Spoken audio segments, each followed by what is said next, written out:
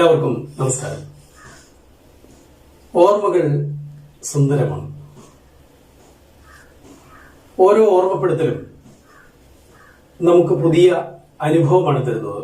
നേരെ തിരിച്ചു പറയാം, ഓരോ അനുഭവവും നമുക്ക് പുതിയ ഓർമ്മപ്പെടുത്തലുകളായി വരാം. ചില ഓർമ്മകൾ പെട്ടെന്നുണ്ടാവാം, ചിലവ പെട്ടെന്ന് തന്നെ മാഞ്ഞു പോവുകയും ചെയ്യാം. ചിലത് നമ്മളെ ദിവസങ്ങളോളം പിന്തുടർന്നുകൊണ്ടേയിരിക്കും. ജീവിതം മുഴുവൻ പിന്തുടരുന്ന ചില ഓർമ്മകൾ നമുക്കുണ്ട്. ഈ ഓർമ്മകൾ എങ്ങനെയാണ് ഉണ്ടാവുക? അതിന് നമുക്ക് അനുഭവം വേണം. അനുഭവം എങ്ങനെ ഉണ്ടാക്കിയെടുക്കാം? അതിനുള്ള വഴി പറയാം, കേട്ടോളൂ. ധാരാളം യാത്ര ചെയ്യണം. യാത്ര ചെയ്യുമ്പോൾ നമ്മുടെ മനസ്സ് വിശാലമാവുകയാണ്. പിന്നീട് വരുന്നതൊക്കെ അത് ഓർമ്മകളായി മാറുന്നു. മറ്റൊന്ന്, ധാരാളം വായിക്കണം. വായിച്ചാൽ മാത്രം പോരാ, നമ്മുടെ സുഹൃത്തുക്കളുമായി അതിനെക്കുറിച്ച് ചർച്ച ചെയ്യണം. സാഹിത്യകാരന്മാരൊക്കെ അതിന് പറയുന്ന വാക്ക് സംവദിക്കുക എന്നുള്ളതാണ്. അപ്പൊ ധാരാളം നമ്മൾ ചർച്ച ചെയ്യണം. ചർച്ച ചെയ്ത് കഴിയുമ്പോൾ നമുക്ക് നമ്മുടെ മനസ്സിൽ കൂടുതൽ ആശയങ്ങൾ രൂപപ്പെടും. ഇനി യാത്രകളെ കുറിച്ച് പറഞ്ഞാലോ? യാത്രകൾ എങ്ങനെയൊക്കെ ആവാം? കാലങ്ങളിലൂടെ നമുക്ക് യാത്ര ചെയ്യാം. എങ്ങനെയാ കാലങ്ങളിലൂടെ യാത്ര ചെയ്യുന്നത്? അതിനാണ് നമ്മൾ ഹിസ്റ്ററി പഠിക്കുന്നത്, ചരിത്രം പഠിക്കുന്നത്. കാലങ്ങളിലൂടെ യാത്ര ചെയ്ത്, അല്ലെ? ഡൽഹിയുടെ ചരിത്രം, സുൽത്താൻമാരുടെ ചരിത്രം, കേരളത്തിലെ രാജാക്കന്മാരുടെ ചരിത്രം. കാലങ്ങളിലൂടെ നമ്മൾ യാത്ര ചെയ്യുകയാണ്. ദേശങ്ങളിലൂടെയും അതിനൊപ്പം തന്നെ നമ്മൾ യാത്ര ചെയ്തു പോകുന്നു, അല്ലെ? കേരളം ഇന്ന് കാണുന്ന ജനാധിപത്യവൽക്കരിക്കപ്പെട്ട സംസ്ഥാനമല്ല നേരത്തെ ഉണ്ടായിരുന്നത്. രാജഭരണകാലമായിരുന്നു നേരത്തെ. പിന്നീട് ബ്രിട്ടീഷ് റൂൾ വന്നു. ഇതെല്ലാം ചരിത്രമാണ്. നമ്മൾ പറഞ്ഞത് കാലങ്ങളിലൂടെ യാത്ര ചെയ്യാം, ദേശങ്ങളിലൂടെ യാത്ര ചെയ്യാം, പിന്നെയോ ഓർമ്മകളിലൂടെയും നമുക്ക് യാത്ര ചെയ്യാം. ഏതുതരം യാത്രയാണെങ്കിലും നമ്മുടെ മനസ്സിനെ വിശാലമാക്കുകയാണ്. എങ്ങനെയാ വിശാലമാവുക? അവിടെ നമുക്ക് ധാരാളം കാഴ്ചകൾ കാണാനുണ്ടാവും. അത് നമ്മുടെ മനസ്സെന്ന ക്യാൻവാസിലേക്ക് പതിയുന്നു.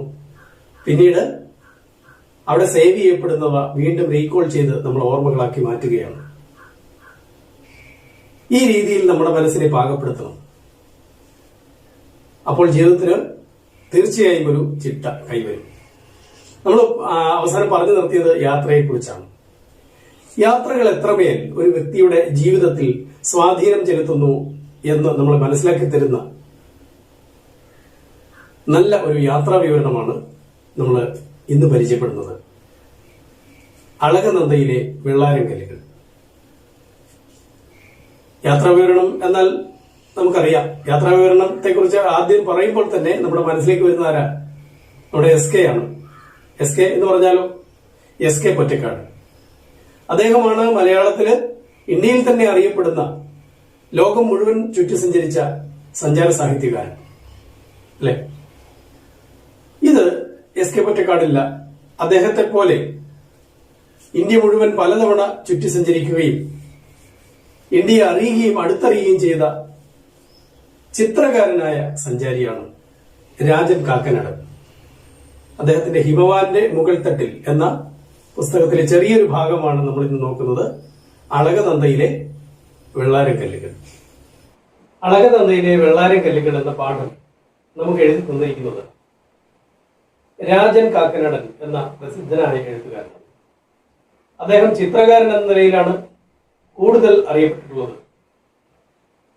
ഇന്ത്യയിലുടനീളം സഞ്ചരിക്കുകയും ഇന്ത്യയെ അറിയുകയും ചെയ്ത എഴുത്തുകാരൻ. അദ്ദേഹത്തിന്റെ ഹിമവാന്റെ മുകൾ തട്ടിൽ എന്ന പ്രസിദ്ധമായ യാത്രാവിവരണ ഗ്രന്ഥത്തിൽ നിന്നാണ് ഈ പാഠം.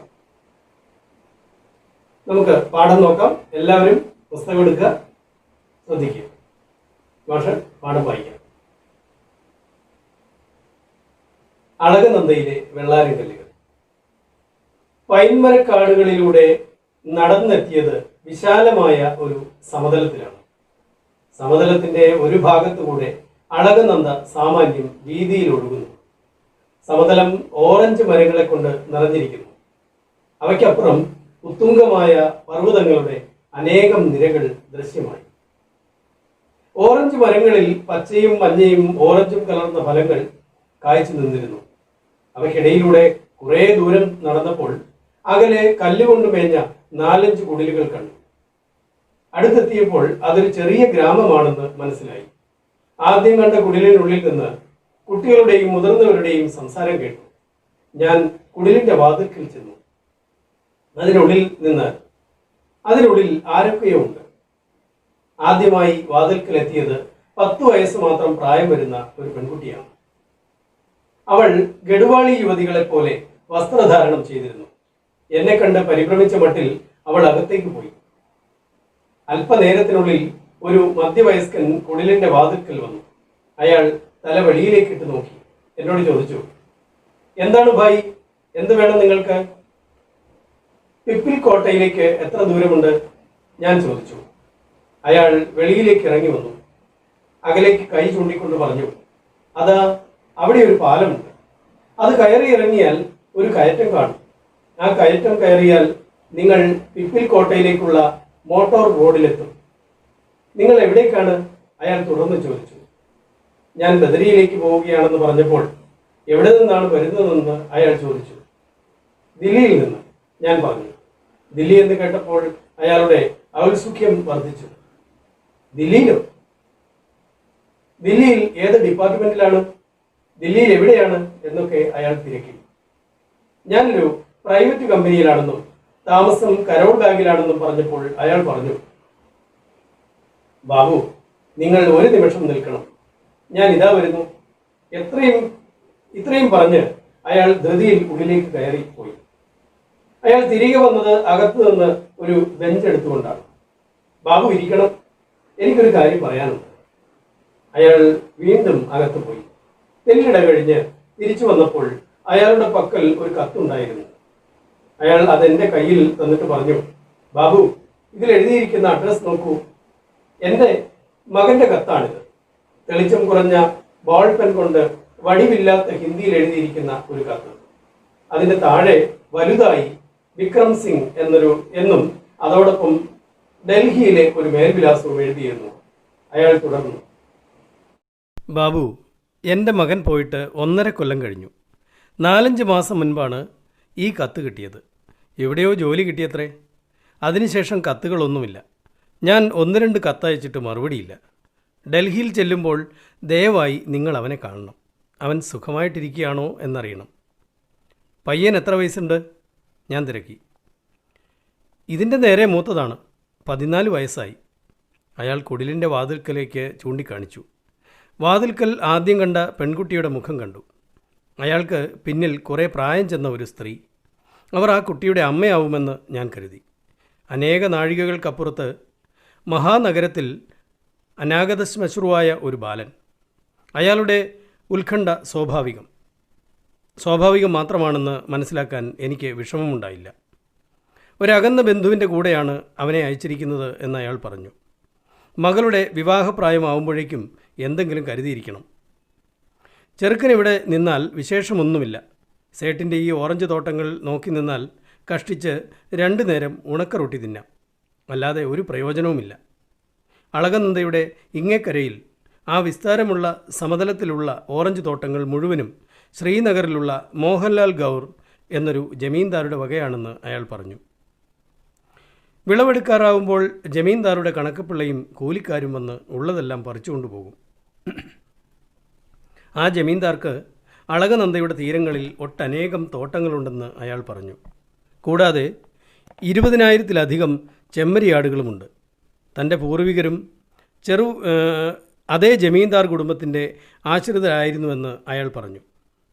ആ ചെറുഗ്രാമവും അതിനു ചുറ്റുമുള്ള ഫലഭൂയിഷ്ടമായ സമതലഭൂമി മുഴുവനും മേൽപ്പറഞ്ഞ ജമീന്ദാർ കുടുംബത്തിൻ്റെതാണ്.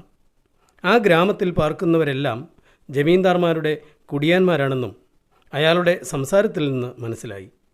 ഇതിനിടയിൽ അയാളുടെ ഭാര്യ ഒരു അലുമിനിയം ടംബ്ലറിൽ ആവി പറക്കുന്ന ചായ കൊണ്ടുവച്ചു. അയാൾ പറഞ്ഞു, ബാബു, ഞങ്ങൾ സാധുക്കളാണ്, ക്ഷമിക്കണം, ചായയ്ക്ക് പാലില്ല.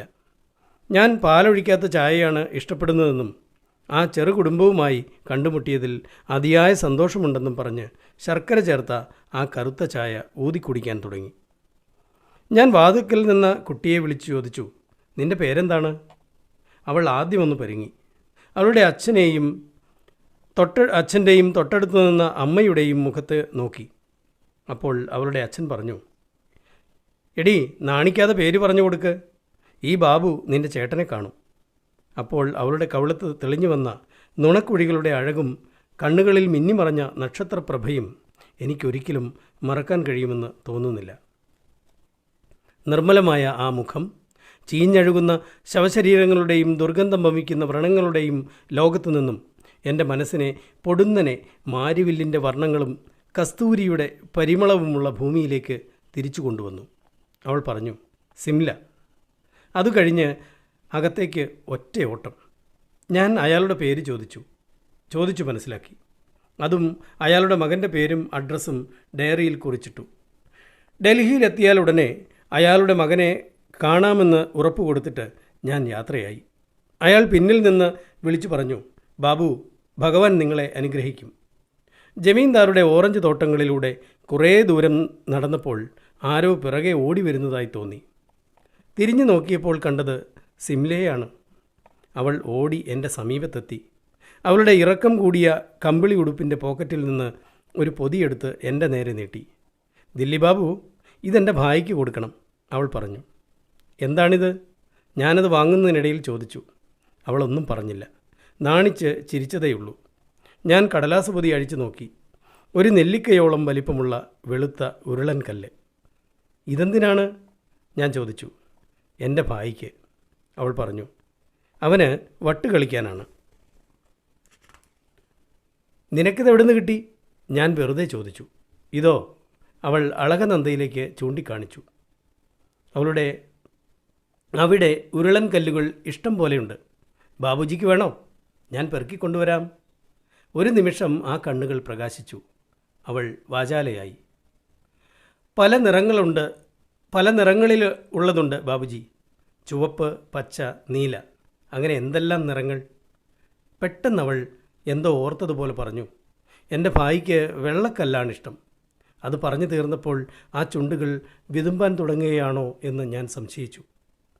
ഞാൻ ആ കല്ല് ശ്രദ്ധാപൂർവം കോട്ടിൻ്റെ അകത്തെ പോക്കറ്റിൽ നിക്ഷേപിച്ചിട്ട് പറഞ്ഞു, മുന്നി, നീ മിടുക്കിയാണ്. ദില്ലിയിലെത്തുമ്പോൾ ഞാനിത് ഭായിക്ക് തീർച്ചയായും കൊടുക്കും. ആ കുട്ടിയെ അങ്ങനെ സമാധാനിപ്പിച്ച് തിരിഞ്ഞു നടക്കുമ്പോൾ നിമിഷങ്ങൾക്ക് മുമ്പ് നക്ഷത്രം പോലെ ജ്വലിച്ചു നിന്ന കണ്ണുകൾ ചുവന്നു കലങ്ങുന്നത് ഞാൻ കണ്ടു. നമ്മൾ പാഠം വായിച്ചു അല്ലേ? എങ്ങനെയുണ്ട് ഈ യാത്രാ വിവരണം? മനോഹരമായ കഥ പോലെ എന്ന് പറഞ്ഞ പോലെ, കവിത പോലെ അത്രയും മനോഹരമായിരിക്കുന്നു. നാടകീയ രംഗങ്ങളൊക്കെ ഉണ്ട് അത് അല്ലെ? ഡയലോഗുകൾ അടക്കമുണ്ട്. സംഭവം നടന്നതുപോലെ തന്നെ വിവരിച്ചിരിക്കുന്നു. ഇനിയും വിശേഷങ്ങൾ നമുക്ക് ഇതിനെക്കുറിച്ച് പറയാൻ സാധിക്കും. അപ്പോൾ പാഠം എല്ലാവരും 2-3 ആവർത്തി ശ്രദ്ധയോടെ വായിക്കണം. അതിൽ ആരൊക്കെ ക്യാരക്ടേഴ്സ് വന്നിട്ടുണ്ട്, നമ്മൾ കഥ പരിശോധിച്ചതുപോലെ തന്നെ ഈ യാത്രാ വിവരണം അതിൽ ആരൊക്കെ ക്യാരക്ടേഴ്സ് എന്ന് മനസ്സിലാക്കണം. അതുപോലെ ഇവിടെ ചില വാക്കുകൾ നമുക്ക് സാധാരണ പരിചിതമല്ലാത്ത ചില വാക്കുകൾ, ഉദാഹരണം അനാഗത ശ്മശ്രു അല്ലെ, പുതിയൊരു വാക്കാണ്, നമ്മൾ കേട്ടിട്ടില്ല. അതിന്റെ അർത്ഥം എന്താ? മീശ മുളയ്ക്കാത്തവൻ എന്നാണ്. അനാഗത ശ്മശ്രു. ശ്മശ്രു എന്നാൽ മീശയാണ്, താടി രോഗം, മീശ അല്ലെ. അനാഗതം അല്ലെ, മീശ മുളയ്ക്കാത്തവൻ എന്നാണ് അനാഗത ശ്മശ്രുവിന്റെ അർത്ഥം. അതുപോലുള്ള വാക്കുകൾ, പുതിയ വാക്കുകൾ കണ്ടെത്തുന്നു. ഒരു 10 പുതിയ വാക്കുകൾ നിങ്ങൾ കണ്ടെത്തുക. എന്നിട്ട് അതിൻ്റെ മീനിങ്, അതിൻ്റെ അർത്ഥവും കൂടി കണ്ടെത്തി വരിക. അതോടൊപ്പം ഒരു ചെറിയ ഹോംവർക്ക് കൂടി തരികയാണ്. ഈ പാഠത്തിൽ നിന്ന് 10 ചോദ്യങ്ങൾ കൂടെ നിർമ്മിച്ചിട്ട് അടുത്ത ഓൺലൈൻ ക്ലാസ്സിലേക്ക് എല്ലാവരും എത്തുക.